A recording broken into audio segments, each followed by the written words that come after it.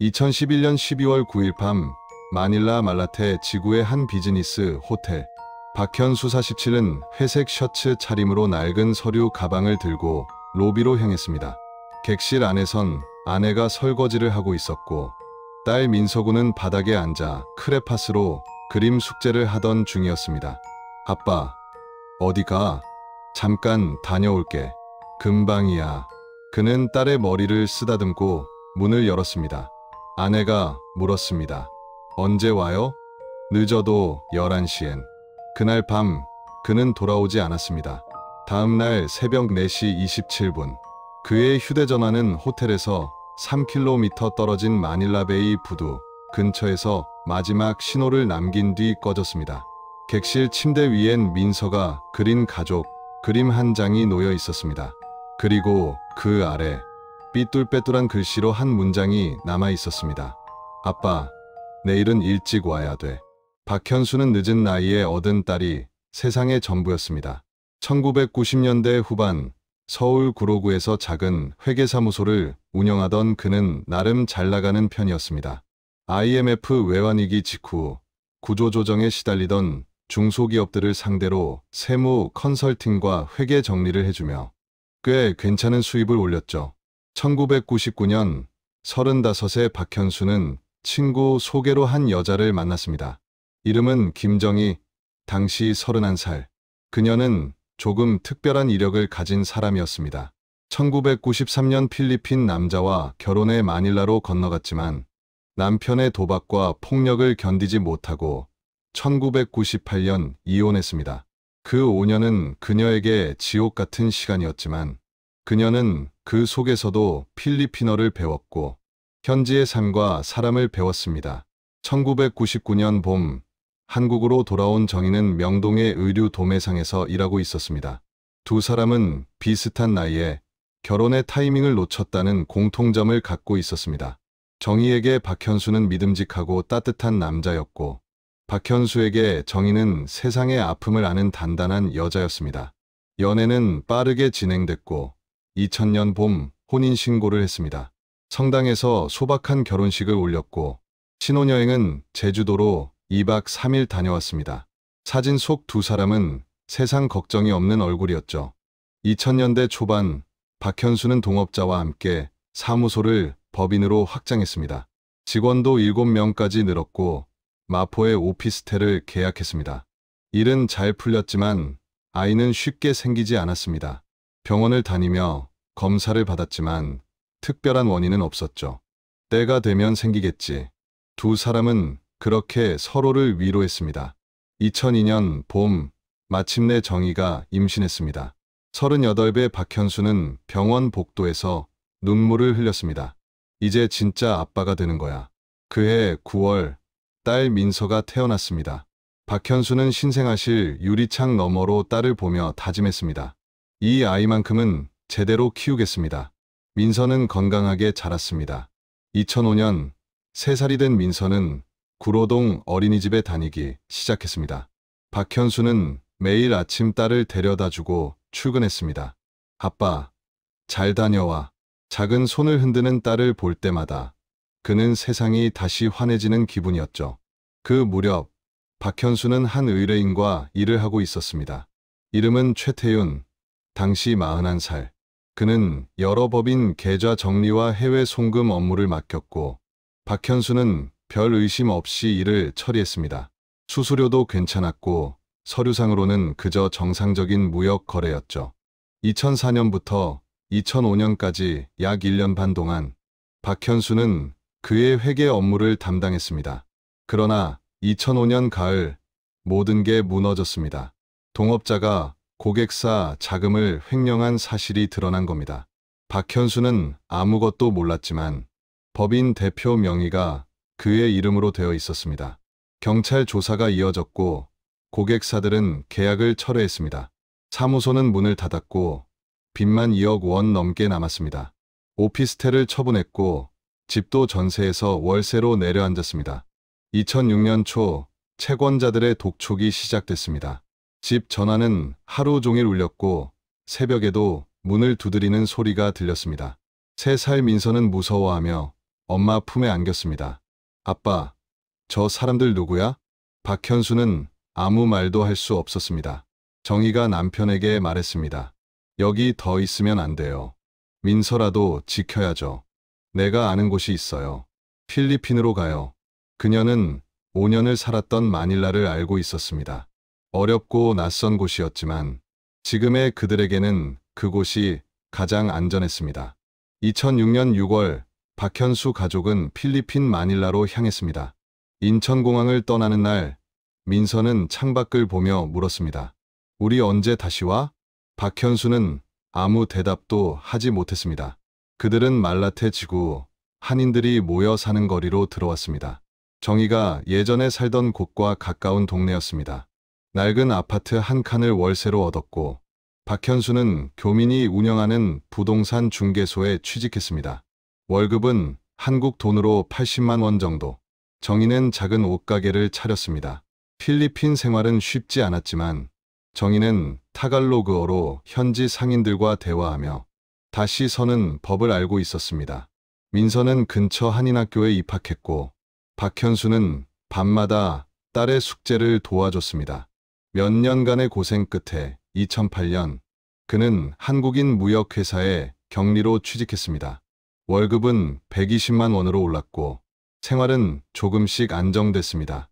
민서는 초등학교 2학년이 되었고 이제 타갈로그어로 친구들과 장난을 칠 정도가 됐습니다. 아빠, 나 친구 생겼어. 민서의 웃음은 그에게 다시 삶의 이유를 줬습니다. 박현수는 늘 말했습니다. 아빠는 민서 때문에 다시 사람이 됐어.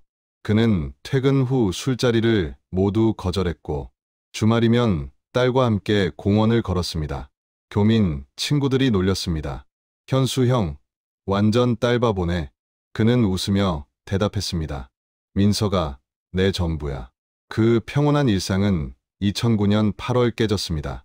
한국에서 들려온 뉴스 한 줄이 모든 걸 무너뜨렸습니다. 서울 강남분당 일대 조직적 납치 감금 사건 발생 피해액 110억 원. 박현수는 얼어붙었습니다. 주범, 이름 최태윤. 그 얼굴, 그 목소리. 2004년부터 2005년까지 자신이 회계 업무를 맡았던 바로 그 남자였습니다. 그 순간 손끝이 떨렸습니다. 그때 자신이 정리했던 돈이 송금했던 자금이 바로 그 범죄의 일부였다는 걸 깨달은 겁니다. 여보, 괜찮아요? 정희가 다가왔습니다. 아, 응, 괜찮아. 그는 노트북을 닫았지만 가슴은 쿵쾅거렸습니다. 계절을 추적하면 언젠가 자신의 이름도 드러날지 몰랐습니다. 뉴스는 계속 이어졌습니다. 주범 최태윤은 해외로 도주한 것으로 추정됩니다. 경찰은 인터폴에 적색 수배를 요청했습니다. 2009년 10월 박현수의 회사 이메일로 낯선 메시지가 도착했습니다. 보낸 사람 시티매닐러 헛메어. 캄. 제목은 없었고 내용은 단 한 줄이었습니다. 형, 오랜만입니다. 커피 한 잔 어때요? 박현수는 숨이 멎었습니다. 그 이니셜, 시티, 최태윤이었습니다. 그는 이미 마닐라로 도주해 있었습니다. 2009년 8월 한국 경찰의 추적을 피해 숨어든 뒤 교민 사회의 입소문을 통해 박현수를 찾아낸 겁니다. 박현수는 거절할 수 없었습니다. 만나지 않으면 더 큰 위험이 올 것 같았습니다. 두 사람은 만났고 최태윤은 웃으며 말했습니다. 형, 우리 같은 배 탔잖아요. 형도 그 일 관여했으니까 서로 도와야죠. 그건 부탁이 아니라 협박이었습니다. 그날 이후 박현수의 삶은 다시 어둠으로 기울었습니다. 2009년부터 2011년까지 그는 최태윤의 지시에 따라 몇 차례 회계 자료를 정리하고 계좌를 만들어주고 자금 흐름을 기록했습니다. 대가는 매달 200만 원. 그 돈으로 민서의 학비를 냈습니다. 하지만 그건 더 깊은 늪으로 빠지는 대가이기도 했습니다. 밤이면 그는 잠들지 못했습니다. 납치당한 사람들의 얼굴이 꿈에 나타났습니다. 그는 스스로를 속였습니다. 나는 단지 숫자를 다루는 것뿐이야. 하지만 마음속 어딘가에서 그는 이미 죄의 냄새를 알고 있었습니다. 2011년 초 박현수는 결심했습니다. 모든 걸 기록하자. 언젠가 이걸 세상에 내놓자. 그게 마지막 속죄라고. 그는 최태윤이 건넨 서류들을 몰래 스캔했습니다. 계좌 내역을 복사했고 자금 흐름을 도표로 정리했습니다. 그리고 USB에 모든 자료를 담았습니다. 이메일 계정을 새로 만들고 제목을 이렇게 설정했습니다. 만약 내가 사라지면 이것이 답입니다. 발송 예약은 2014년 4월. 충분히 시간이 지난 뒤 자신이 세상에서 완전히 잊힌 후였습니다. 11월 중순부터 최태윤의 전화가 잦아졌습니다. 형, 급한 일이 생겼어요. 만나야겠어요. 박현수는 피했지만 최태윤은 이미 집 주소를 알고 있었습니다. 만나지 않으면 형수님과 민서한테 얘기할 수밖에 없네요. 그 말 한마디가 결정타였습니다. 12월 초 박현수는 마지막으로 자료를 정리했습니다. USB를 가방 깊숙이 숨기고 책상 서랍에는 편지를 넣었습니다. 정희, 미안해. 민서를 잘 부탁해. 그날 밤 그는 딸의 방 문을 열었습니다. 9살 민서가 책상에서 그림 숙제를 하고 있었습니다. 아빠. 왜? 민서가 웃으며 물었습니다. 박현수는 한참을 바라보다 딸을 안았습니다. 아빠가 많이 사랑해. 잊지 마. 다음 날 저녁 7시. 그는 서류 가방을 들고 로비로 나섰습니다. 민서는 바닥에 앉아 그림을 그리고 있었습니다. 아빠, 어디 가? 잠깐 다녀올게. 금방이야. 정희가 부엌에서 나와 물었습니다. 언제 와요? 늦어도 11시엔. 그는 문을 닫고 나섰습니다. 그날 밤 그는 돌아오지 않았습니다. 그 믿음이 깨지는 데엔 단 하루면 충분했습니다. 12월 10일 새벽 3시. 정희는 여전히 잠을 이루지 못하고 있었습니다. 남편의 휴대전화는 꺼져 있었고 통화 연결음조차 들리지 않았습니다. 그녀는 남편이 다니던 무역회사 상사에게 문자를 보냈습니다. 혹시 우리 남편 어제 야근했나요? 새벽 6시가 되어서야 답장이 왔습니다. 어제 정시 퇴근했는데요. 무슨 일 있어요? 그 순간 정희의 가슴이 싸늘하게 식었습니다. 이건 단순한 지각이 아니라 무언가 잘못된 일이 벌어지고 있었습니다. 오전 9시 정희는 민서를 학교에 보낸 뒤 말라테 경찰서를 찾았습니다. 필리핀 경찰은 형식적으로 신고서를 받았습니다. 24시간 지나야 실종으로 처리됩니다. 대부분은 친구들이랑 술 먹고 늦어요. 하지만 정희는 알고 있었습니다. 박현수는 술을 거의 마시지 않았고 딸이 태어난 뒤로는 더더욱 그랬다는 걸. 12월 11일 정식 실종 신고가 접수됐습니다. 한국 대사관에도 연락이 갔고 영사 직원이 정희를 찾아왔습니다.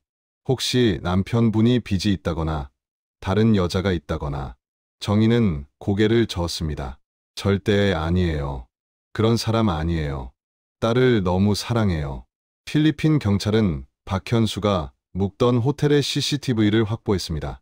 2011년 당시 마닐라의 CCTV는 화질이 좋지 않았습니다.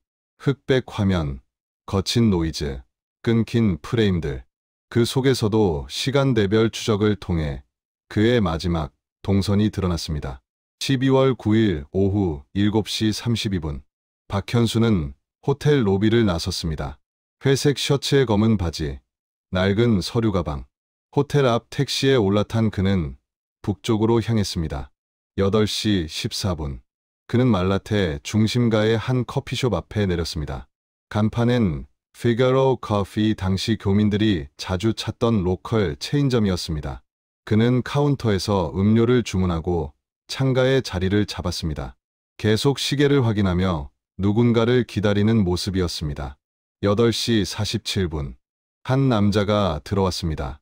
검은 폴로 셔츠, 청바지, 모자와 선글라스. 그는 주문도 하지 않은 채 곧장 박현수의 테이블로 다가갔습니다. CCTV 속 두 사람은 마주 앉았습니다. 표정은 굳어 있었고 눈빛은 경계로 가득했습니다. 박현수는 서류 가방에서 A사 봉투 하나를 꺼내 테이블 위에 올렸습니다. 남자는 봉투를 열어보지도 않고 그대로 자신의 가방에 넣었습니다. 대화는 약 20분간 이어졌고 9시 23분 두 사람은 함께 커피숍을 나섰습니다. 그 장면이 박현수를 본 마지막 기록이었습니다. 필리핀 경찰은 커피숍 직원들에게 물었습니다.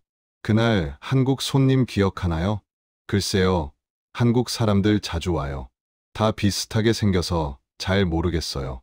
별다른 단서는 나오지 않았습니다.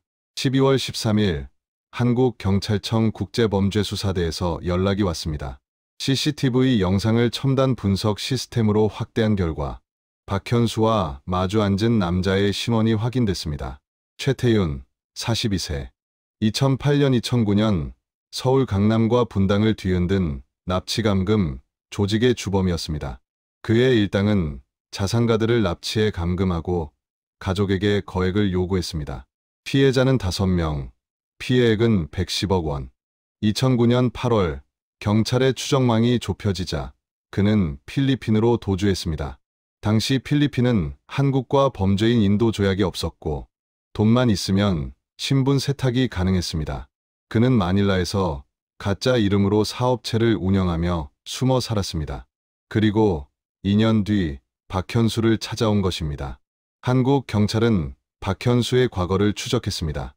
2000년대 초 서울 구로구 회계사무소 운영, 2005년 동업자 횡령 사건으로 파산, 2006년 필리핀 이민. 표면적으로는 단순한 몰락과 이주였지만 계좌 내역은 달랐습니다. 2004-2005년 사이 박현수의 사무소 계좌로 최태윤 관련 법인에서 정기 송금이 있었습니다. 명목은 회계 컨설팅 비용. 하지만 그 법인들은 존재하지 않는 유령 회사들이었습니다. 더 놀라운 건 이후의 기록이었습니다. 2009년 10월부터 2011년 11월까지 박현수의 필리핀 계좌로 매달 200만 원씩 입금된 흔적. 송금인은 마카오 소재 카지노 법인. 실제로는 최태윤 일당의 자금 세탁 통로였습니다. 12월 15일 서울 서초경찰서 강력팀의 김종훈 형사가 필리핀으로 향했습니다. 그는 2009년 최태윤 사건을 직접 맡았던 베테랑이었습니다. 이건 단순 실종이 아닙니다. 조직 범죄와 연결돼 있습니다. 그는 필리핀 경찰과 합동 수사를 시작했습니다. 12월 16일 김 형사는 정의를 만났습니다. 남편분이 최태윤이라는 사람과 일한 적 있다는 거 알고 계셨나요? 몰라요. 그런 이름 처음 들어요.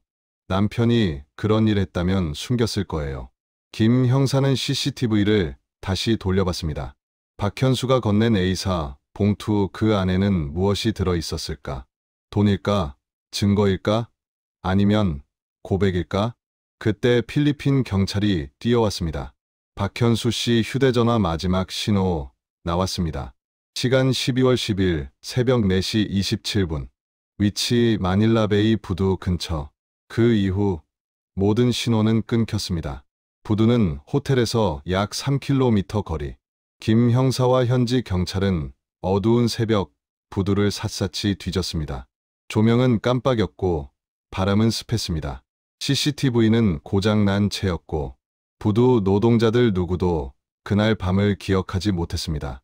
12월 20일 한 택시 기사가 경찰서를 찾아왔습니다. 뉴스에서 봤어요. 그 한국 사람, 내가 태운 것 같아요. 그는 말했다.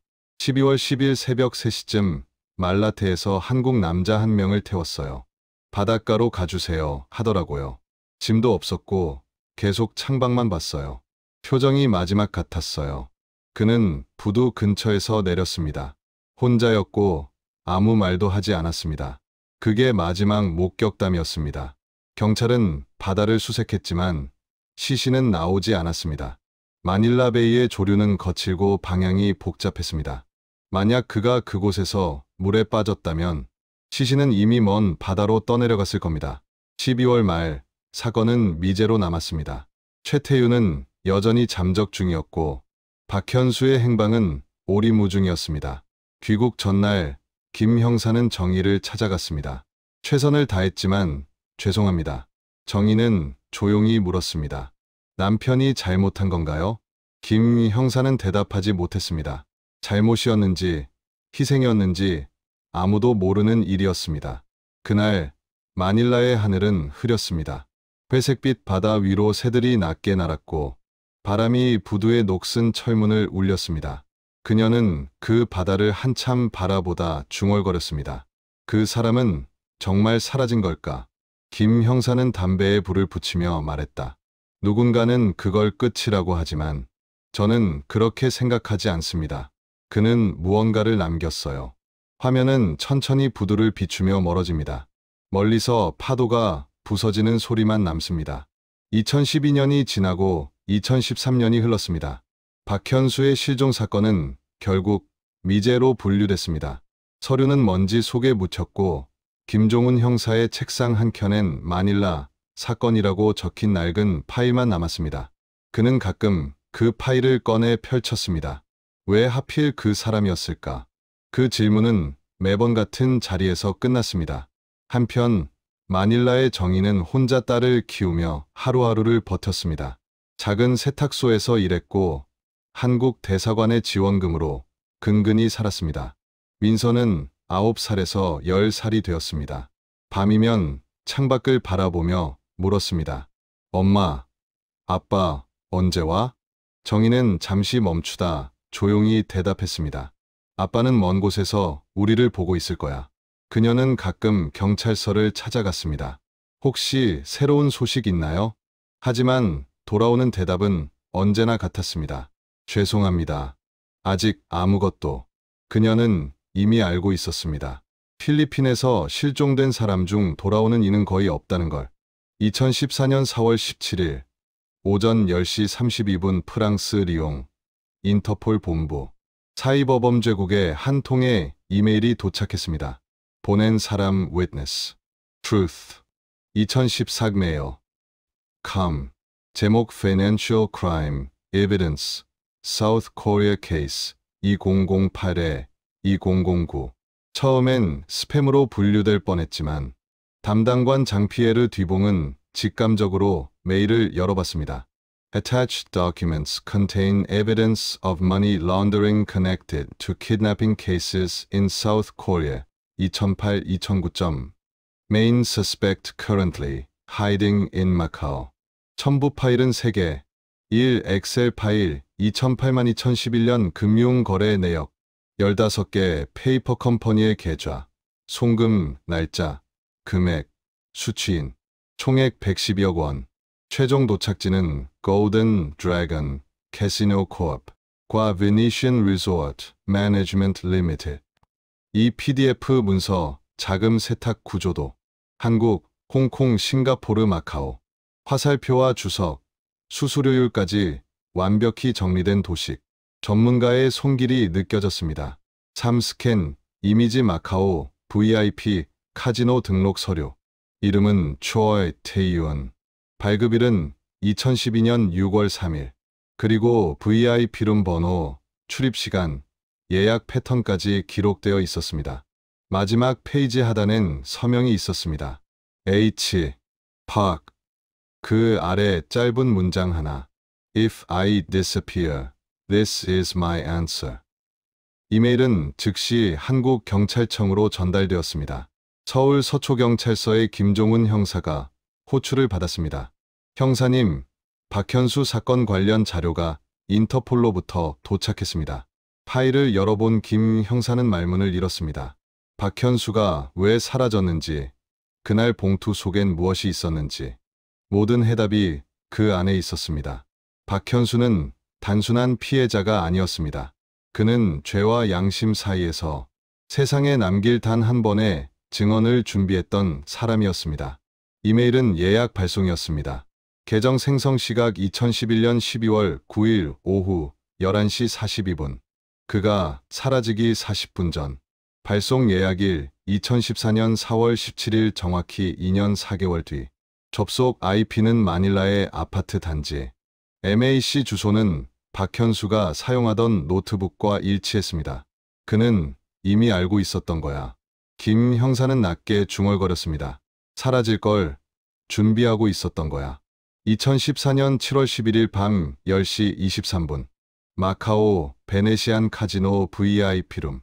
특수팀이 조용히 문을 열었습니다. 테이블 끝자락에서 검은 정장을 입은 남자가 칩을 쌓고 있었습니다. 최태윤, 수배 5년째. 최태윤 씨, 대한민국 경찰의 요청으로 체포합니다. 그는 미소를 지으며 칩을 밀었습니다. 현금으로 바꿔주세요. 어차피 못 쓰겠지만. 손목이 꺾이며 수갑이 채워졌습니다. 칩의 가치는 2억 원이 넘었습니다. 8월 5일, 그는 인천공항으로 송환되었습니다. 플래시가 터졌고 기자들이 외쳤습니다. 박현수 씨는 어디 있습니까? 그는 고개를 숙인 채 아무 말도 하지 않았습니다. 조사실에서 김 형사와 마주 앉은 최태윤. 5년 만의 재회였습니다. 2011년 12월 9일 박현수 씨를 만났죠? 예. 무슨 이야기를 나눴습니까? 개인적인 이야기요. 그날 그가 서류를 건넸죠? 그렇습니다. 2년 동안 그 형이 모은 모든 기록, 내가 숨긴 자금의 흐름, 그가 다 알고 있었어요. 그럼 왜 당신에게 그걸 줬죠? 당신을 잡을 증거인데. 경고였어요. 내가 알고 있다. 건드리면 세상에 폭로된다. 그런 뜻이었죠. 그 후에 그를 죽였습니까? 아닙니다. 그럼 누가? 모릅니다. 거짓말 마세요. 진실은 바다 밑에 있습니다. 잠시 침묵. 최태윤은 천천히 고개를 들어 형사를 바라봤습니다. 형사님, 필리핀 가봤어요? 수사 때문에 몇 번 갔죠? 아니요. 살아봤냐고요. 그의 입꼬리가 올라갔습니다. 그곳에선 진실도 녹아요. 열기와 부패 속에서 그냥 사라져요. 그 말은 조롱처럼 들렸지만 김 형사는 그 안에 진실의 파편이 섞여 있음을 느꼈습니다. 최태윤은 끝내 입을 닫았습니다. 변호사를 선임하지도 않았고 재판에서도 아무 말도 하지 않았습니다. 그는 징역 18년을 선고받았습니다. 하지만 그날 밤 마닐라의 커피숍에서 무슨 일이 있었는가? 그 답은 여전히 바다 속에 잠들어 있었습니다. 어느 봄날 김 형사는 인터폴로부터 반환된 USB를 책상 위에 올려놓았습니다. USB 옆엔 작은 메모가 붙어 있었습니다. To those who still believe in truth, H. Park. 창밖으로 햇살이 비쳤습니다. 그는 조용히 눈을 감았습니다. 마치 누군가가 멀리서 자신을 바라보는 듯한 느낌이 들었습니다. 그리고 속삭였습니다. 당신의 답 잘 받았습니다. 2014년 8월 중순 최태윤의 조사가 일단락된 뒤 경찰 과학수사팀은 박현수 사건의 디지털 증거를 다시 꺼냈습니다. 2011년 필리핀 경찰이 확보했던 그의 노트북이 한국으로 이송되었고 당시에는 보이지 않던 흔적들이 최신 복구 기술로 하나둘 드러나기 시작했습니다. 8월 21일 복구팀장이 김종훈 형사에게 전화를 걸었습니다. 형사님, 지금 당장 와보세요. 중요한 걸 찾았습니다. 김 형사가 도착했을 때 모니터에는 지메일 계정이 떠 있었습니다. Witness. Truth. 2014 메일. Com. 인터폴에 증거 자료를 보낸 바로 그 계정이었습니다. 이 계정이 2011년 12월 9일 오후 11시 42분에 만들어졌다는 건 알고 계시죠? 예. 그런데 문제는 생성 위치입니다. 팀장이 화면을 가리켰습니다. IP 추적 결과 집도 아니고 호텔도 아닙니다. 말라테의 24시간 PC방이에요. 호텔에서 걸어서 10분 거리죠. 박현수 씨는 최태윤과 헤어진 직후 거기로 갔습니다. 김 형사의 눈썹이 미세하게 떨렸습니다. 그 시간에 거기서 뭘 한 겁니까? 이메일 예약 발송 설정이었습니다. 팀장은 다른 창을 열었습니다. 그는 이미 작성해둔 이메일과 첨부 파일을 업로드했고 발송 날짜를 2014년 4월 17일로 지정했습니다. 정확히 2년 4개월 후 김 형사는 낮게 중얼거렸습니다.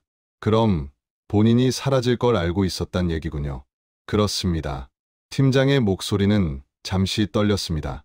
아마도 모든 걸 정리하고 간 겁니다. 복구된 폴더에는 삭제된 문서 하나가 남아 있었습니다. 제목, 민서에게. 날짜 2011년 12월 7일. 박현수가 사라지기 이틀 전. 민서야, 내가 이 글을 읽을 때쯤이면 아빠는 아마 이 세상에 없을 거야. 아빠는 너에게 떳떳하고 싶었지만 그러지 못했어. 2004년부터 나쁜 사람의 돈을 관리했어. 처음엔 몰랐지만 나중엔 알았어. 그 돈이 누군가의 고통에서 나온 거라는 걸. 아빠는 그 죄로부터 도망치려 했지만 결국 다시 끌려 들어갔어. 2009년 그 사람이 필리핀으로 왔고 아빠는 또 그의 회계가 됐어. 약점을 쥐고 있었으니까. 내 학비도, 내 옷도, 내가 좋아하던 그림책도 다 그 돈으로 산 거야. 그래서 아빠는 매일 아침 거울을 보기가 힘들었어. 2011년부터 아빠는 모든 걸 기록하기 시작했어. 그의 돈, 그의 사람들, 그의 죄. 누가 봐도 빠져나올 수 없는 증거들. 그 사람은 알아챘어. 그래서 아빠를 불렀어. 만나지 않으면 가족을 해치겠다고. 아빠는 그날 모든 걸 정리하기로 했어. 아빠가 없어지더라도 이 자료는 남아야 해. 그게 누군가를 살릴 테니까. 민서야, 아빠는 비겁했어. 하지만 마지막만큼은 제대로 하고 싶었어. 사람을 믿는 일을 두려워하지 마. 그리고 아빠가 마지막에 한 선택은 기억해줘. 사랑한다. 세상에서 제일 사랑한다. 김 형사는 조용히 모니터를 내려다봤습니다. 이건 유서입니까? 유서보단 고백에 가깝죠. 팀장이 답했습니다. 메일에는 첨부하지 않았더군요. 너무 사적인 내용이라 판단했던 것 같습니다. 대신 임시 저장함에 남겨두었어요. 언젠가 가족이 보길 바라며. 다른 폴더엔 더 많은 기록이 있었습니다. 2011년 내내 이어진 그의 흔적들, 엑셀로 정리된 자금 흐름표, 스캔된 영수증, 손글씨 메모. 그는 매일같이 증거를 쌓아 올렸습니다. 2011년 3월 15일, 최태윤이 마카오 VIP 회원증 사본을 보여줬다. 그는 웃으며 말했다. 형, 여기선 아무도 날 못 잡아. 나는 그 웃음을 사진으로 남겼다. 2011년 7월 22일, 민서가 물었다. 아빠, 왜 요즘 슬퍼 보여? 나는 웃으며 대답했다. 아빠 안 슬퍼. 거짓말이었다. 그날도 밤새 울었다. 2011년 12월 5일, 결정했다. 예약, 메일을 쓴다. 시간이 흐른 뒤 자동으로 세상에 흘러가게. 그럼 나는 사라져도 된다. 금요일, 그 사람을 만난다. 아마 마지막일 거다. 그래도 괜찮다. 이미 오래전부터 나는 죽은 사람이었으니까. 김 형사는 조용히 파일을 닫았습니다.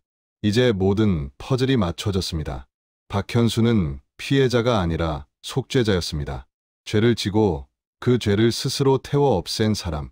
이 자료 가족에게 전달해야 하지 않겠습니까? 팀장이 물었습니다. 아직 아닙니다. 그럼 언제? 민서가 성인이 된 뒤 스스로 받아들일 수 있을 때. 김 형사는 USB를 봉투에 넣고 펜으로 한 줄을 적었습니다. 박민서 양성인 후 전달 2022년 이후. 그날 밤 그는 창밖을 바라보았습니다. 도시 불빛이 바다 위에 반사되어 흔들렸습니다. 그는 천천히 중얼거렸습니다. 그는 죄인이었지만 그 죄로 누군가를 살렸군요. 2014년 10월 최태윤의 재판이 한창이던 어느 날 김종훈 형사는 상사에게 출장 신청서를 냈습니다. 다시 마닐라로 가고 싶습니다. 상사는 고개를 저었습니다. 형사, 사건은 끝났잖아. 주범도 잡았고 증거도 충분해. 그렇지만 박현수 씨의 흔적은 아직 찾지 못했습니다. 마지막으로 그가 있던 곳을 보고 싶습니다. 잠시 침묵이 흘렀습니다. 예산도 없는데 뭐 하러 가? 제 돈으로 가겠습니다. 휴가로 처리하겠습니다. 결국 허락이 떨어졌습니다. 좋아. 대신 혼자 가지 마. 후배 하나 데려가. 10월 23일 김 형사와 이재민 형사는 인천공항을 출발했습니다. 비행기 창밖엔 회색빛 구름이 깔려 있었고 김 형사는 그 아래로 흩어지는 바다를 묵묵히 바라봤습니다. 형사님, 3년이 지났습니다. 이제 뭘 찾을 수 있겠어요? 모르지. 그래도 안 가보면 평생 궁금할 것 같아. 마닐라, 니노이 아키노 공항. 습한 열기와 배기가스 냄새가 뒤섞인 공기가 두 사람의 얼굴을 덮쳤습니다. 습하네요. 이 형사가 셔츠깃을 당겼습니다. 택시는 느리게 말라테 지구로 향했습니다. 창밖으로는 매연에 그을린 간판, 노란 지프니, 아이들의 웃음소리가 스쳐 지나갔습니다. 박현수가 마지막으로 머물렀던 마닐라 베이뷰 호텔은 여전히 그 자리에 서 있었습니다. 그러나 내부는 완전히 달라져 있었습니다. 로비의 낡은 소파와 누런 벽지는 사라지고 대리석 바닥과 유리 조명이 빛나고 있었습니다. 리모델링 했나요? 직원이 미소 지었습니다. 예, 2013년에 완전히 새로 고쳤어요. 2011년 12월, 여기서 한국인이 실종된 사건을 기억하나요? 이름은 박현수. 직원은 난처한 표정으로 고개를 저었습니다. 그땐 근무 안 했어요. 매니저에게 물어보시겠어요? 잠시 후 40대의 필리핀 남자가 나타났습니다. 호텔 매니저 로드리고 산토스. 예, 기억납니다. 한국 형사들이 와서 CCTV도 가져갔죠. 리모델링하면서 그때 물건들은 다 버렸습니까? 대부분요. 하지만 일부는 창고에 있습니다. 조사 관련 물건이라 일정 기간은 보관해야 해서요. 두 사람은 그를 따라 지하로 내려갔습니다. 지하 창고는 눅눅하고 어두웠습니다. 낡은 침대 매트리스, 깨진 선풍기, 먼지 쌓인 상자들. 공기 속에는 오래된 곰팡이 냄새가 배어 있었습니다. 저기 있는 상자들이 2011만 2013년 물건이에요. 로드리고가 구석을 가리켰습니다. 김 형사와 이 형사는 상자들을 하나씩 열기 시작했습니다. 낡은 옷가지, 흙 묻은 구두, 다른 열쇠고리들. 모두 누군가의 시간이었지만 아무도 기억하지 않는 것들이었습니다. 세 번째 상자를 열었을 때 김 형사의 손이 멈췄습니다. 투명 비닐에 쌓인 회색 천 가방 하나. 모서리가 닳고 손잡이가 해진 그 가방엔 희미하게 라벨이 붙어 있었습니다. 파크 하얀수 룸 507 에비던스 덱 2011. 이거야. 김 형사가 조심스레 비닐을 풀었습니다. 지퍼를 여는 순간 눅눅한 냄새가 퍼졌습니다. 가방 속에는 낡은 수첩, 볼펜, 명함 몇 장, 그리고 얇은 투명 파일 하나. 그 안에는 변색된 A사 서류 몇 장이 들어 있었습니다. 계좌번호와 금액, 거래일자. 그의 손글씨로 적힌 메모도 섞여 있었습니다. 이미 인터폴에 제출된 내용과 흡사했지만 이건 그가 직접 작성한 원본이었습니다. 최태윤에게 건네려 했던 진짜 자료네요. 이 형사가 가방 속을 더 뒤지다 종이 한 장을 꺼냈습니다. A사 용지 위에 크레파스로 그린 가족 그림, 치마 입은 여자, 작은 아이, 그리고 안경 쓴 남자. 노란 태양 아래 세 사람이 손을 잡고 웃고 있었습니다. 그림 아래엔 삐뚤빼뚤한 글씨가 적혀 있었습니다. 아빠, 내일은 일찍 와야 돼. 약속, 민서. 순간 창고의 공기가 멈춘 듯했습니다. 김 형사는 한참 동안 그림을 내려다봤습니다. 3년 전 그가 집을 나서기 전 딸이 건넨 그림. 그리고 그것은 그의 마지막 인사였습니다. 이 사람은 가족을 얼마나 사랑했을까요? 이 형사가 중얼거렸습니다. 김 형사는 대답하지 않았습니다. 그저 조심스레 그림을 투명 파일에 넣었습니다. 그래, 이건 가족에게 돌아가야 해. 로드리고는 고개를 끄덕였습니다. 버릴 거였어요. 가져가세요. 호텔 복도로 올라오자 공기가 달라졌습니다. 벽은 새로 칠해졌고 복도는 깨끗했지만 그가 마지막으로 걸었던 길은 이미 사라진 뒤였습니다. 507호실엔 다른 여행객이 묵고 있었고 시간은 오직 그 방만을 남겨둔 채 지나가 버린 듯했습니다. 그날 저녁 두 형사는 호텔 근처의 허름한 한 식당에 들렀습니다. 소주잔이 부딪히며 작은 소리가 났습니다. 재민아, 우리 일하다 보면 가끔 이런 사람을 만나게 돼. 어떤 사람 말입니까? 누군가를 지키려는 사람은 언제나 자기부터 사라지더라. 이 형사는 고개를 숙였습니다. 박현수 씨가 그랬겠죠. 가족을 지키려고. 그래, 그는 계산했을 거야. 자기가 사라지면 가족은 안전해지고 증거는 시간차를 두고 세상에 나갈 거라고. 그게 그의 계획이었겠지. 그리고 실제로 그렇게 됐네요. 응. 하지만 그는 몰랐겠지. 딸이 그리움을 평생 품게 될 줄은. 다음 날 두 형사는 박현수 가족이 살던 아파트를 찾아갔습니다. 이미 다른 세입자가 살고 있었습니다. 2013년에 이사 갔어요. 아마 한국으로 돌아갔을 겁니다. 한국 대사관에 확인하니 정말로 2013년 3월 부인 정희 씨와 딸 민서는 귀국한 것으로 확인됐습니다. 김 형사는 안도했습니다. 그래도 다행이네요. 이제 이 가방은 제자리로 돌아가겠군. 10월 25일 인천공항. 비행기 짐칸 안에는 낡은 서류 가방 하나가 실려 있었습니다. 그 안엔 변색된 서류 몇 장, 그리고 크레파스 그림 한 장이 들어 있었습니다. 아빠, 내일은 일찍 와야 돼. 그 약속은 지켜지지 않았습니다. 하지만 한 남자가 남긴 사랑은 3년의 시간과 바다를 건너 여전히 그 자리에 남아 있었습니다. 2014년 11월 서울중앙지법 제5형사부 최태윤은 1심에서 징역 18년을 선고받았습니다. 그는 고개를 숙인 채 아무 말도 하지 않았습니다.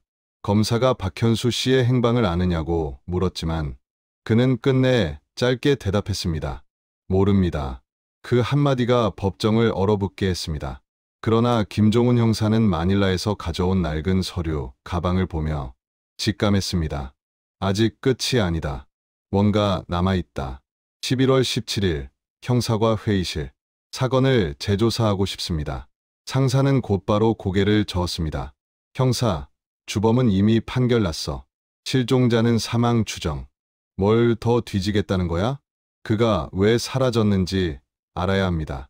피해자인지 공범인지. 그걸 밝히지 못하면 가족에게 답할 수 없습니다. 한참을 침묵하던 상사가 결국 말했습니다. 좋아. 한 달만 줘. 그 안에 뭐가 안 나오면 완전 종결이야. 김 형사는 이재민 형사, 디지털 포렌식 팀, 그리고 필리핀 현지 수사관 호세 델가도와 팀을 꾸렸습니다. 그들의 목표는 단 하나였습니다. 2011년 12월 9일 밤 박현수에게 무슨 일이 있었는가? 11월 20일 호세가 긴급 연락을 해왔습니다. 그때 진술했던 택시 기사를 찾았습니다. 아직 살아 있습니다. 그의 이름은 라울 산체스, 당시 52세. 3년 전엔 단순 참고인으로만 기록됐지만 이번엔 자세한 진술을 다시 들을 수 있었습니다. 화상통화 화면 속의 라울은 주름진 얼굴로 담담히 말했습니다. 2011년 12월 10일 새벽 3시 15분이었어요. 혼자 있는 한국 남자를 태웠습니다.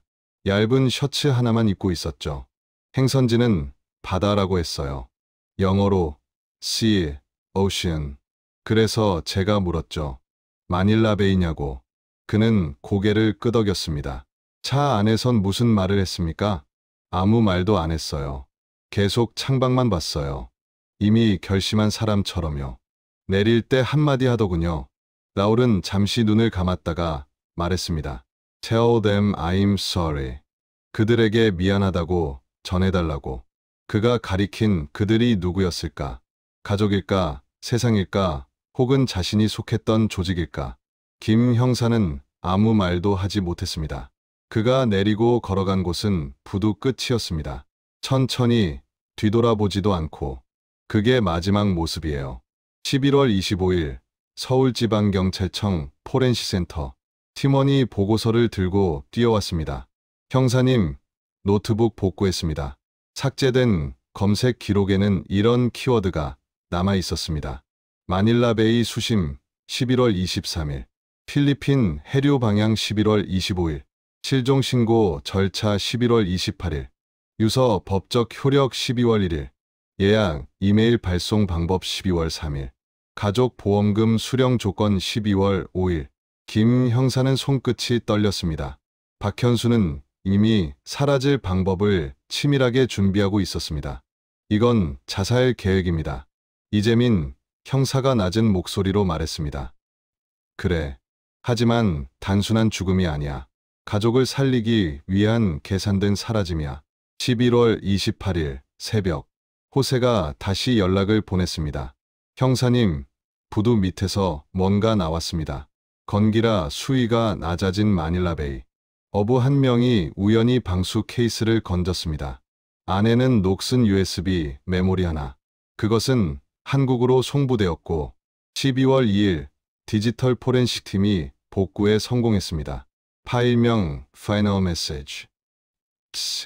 작성 시각 2011년 12월 9일 밤 11시 58분. 박현수의 필체로 쓰인 스캔 이미지였습니다. 2011년 12월 9일 밤 11시 50분. 나는 부두 근처 작은 공원에 앉아 있다. 새벽 3시에 택시를 부를 것이다. 이 USB는 이곳에 남긴다. 누군가 찾을 수도 못 찾을 수도 있다. 하지만 혹시 모르니 남긴다. 오늘 저녁 최태윤을 만났다. 그는 내가 증거를 모은 걸 알고 있었다. 형, 그럼 형도 잡혀요. 나는 말했다. 알아. 그래서 내가 사라질 거야. 내가 사라지면 가족은 안전하다. 최태윤은 더 이상 이유가 없다. 증거는 2년 뒤 세상에 나가고 그땐 그는 잡히겠지. 정희, 민서, 미안하다. 하지만 이게 최선이다. 나는 형편없는 남편이고 비겁한 아버지다. 그래도 마지막만큼은 제대로 하고 싶었다. 현수, 김 형사는 한참 동안 아무 말도 하지 못했습니다. 화면 위에서 그의 필체가 흔들리고 있었습니다. 마치 바닷바람에 젖은 종이가 마지막 말을 토해내는 듯했습니다. 이재민 형사가 조용히 물었습니다. 형사님, 그럼 박현수 씨는 자발적으로 사라진 거네요? 그래. 가족을 살리고 죄를 갚고 진실을 남긴 거야. 피해자이자 공범, 그리고 속죄자. 그는 박현수의 선택을 이해했습니다.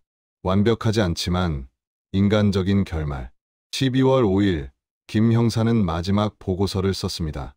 박현수는 스스로 실종을 택했다.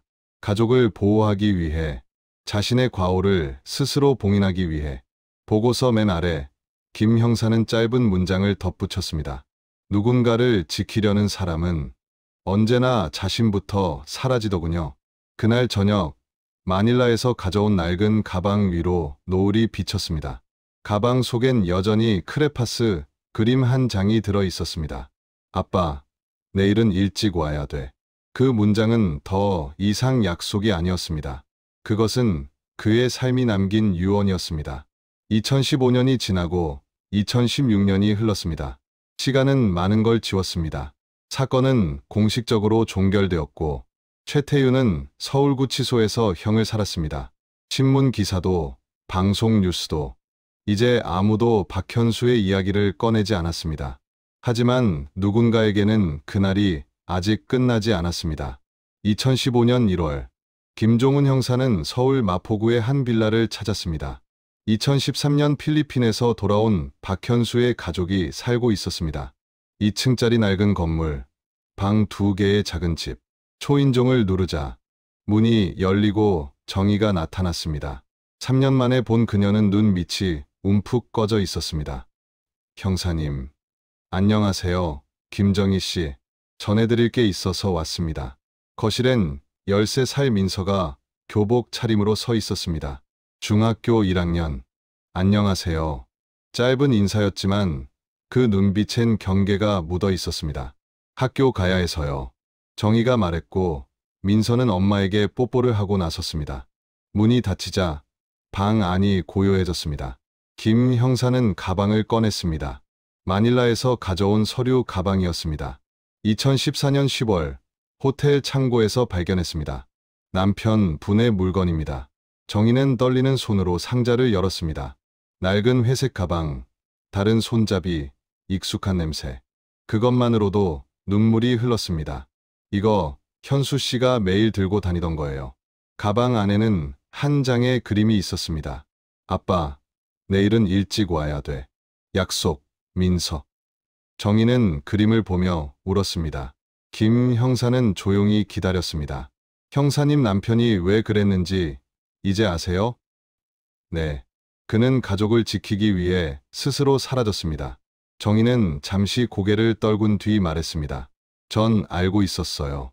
2011년 가을부터 남편 얼굴이 달라졌거든요. 하지만 묻지 않았어요. 묻지 않는 게 서로를 지키는 방법일 때도 있으니까요. 김 형사는 아무 말도 하지 못했습니다. 민서에게 제가 설명할까요? 아니요. 제가 할게요. 아직은 그 애가 너무 어려요. 2015년부터 2019년까지 민서는 조용히 자랐습니다. 평범했고 성실했고 하지만 말이 적었습니다. 아버지요? 돌아가셨어요. 그 말 외엔 더 하지 않았습니다. 2017년 여름, 정희는 작은 분식집을 열었습니다. 김 형사가 연결해준 자활 지원 덕분이었습니다. 떡볶이와 김밥, 그리고 가끔 웃음. 5년은 그렇게 살아갔습니다. 민서는 방과 후 가게를 도왔습니다. 손님들은 예쁘다고 했지만 그녀는 늘 조용했습니다. 2019년 겨울, 민서는 고3이 되었고 디자인과에 합격했습니다. 민서야, 축하해. 아빠도 기뻐하실 거야. 응. 짧은 대답. 그러나 그 안엔 많은 말이 숨어 있었습니다. 2020년 겨울, 민서가 집 창고를 정리하다가 오래된 박스를 발견했습니다. 2013 매닐레라 적힌 스티커가 붙어 있었습니다. 그 안에는 아버지의 셔츠, 오래된 책, 그리고 두꺼운 노트북 한 대. 먼지를 털고 전원을 눌렀습니다. 기적처럼 불빛이 켜졌습니다. 화면에 가족 사진이 떴습니다. 2011년 여름, 마닐라, 리잘 공원. 웃고 있는 세 사람. 민서는 손을 떨었습니다. 바탕화면엔 메일 아이콘이 있었습니다. 그녀는 망설이다가 클릭했습니다. Witness. Truth. 2014 메어. Come. 보낸 편지함에는 메일 하나. 수신인은 인터폴. 제목 Financial Crime. Evidence South Korea Case 2008-2009점. 그리고 임시보관함에 메일 하나가 더 있었습니다. 제목 민서에게.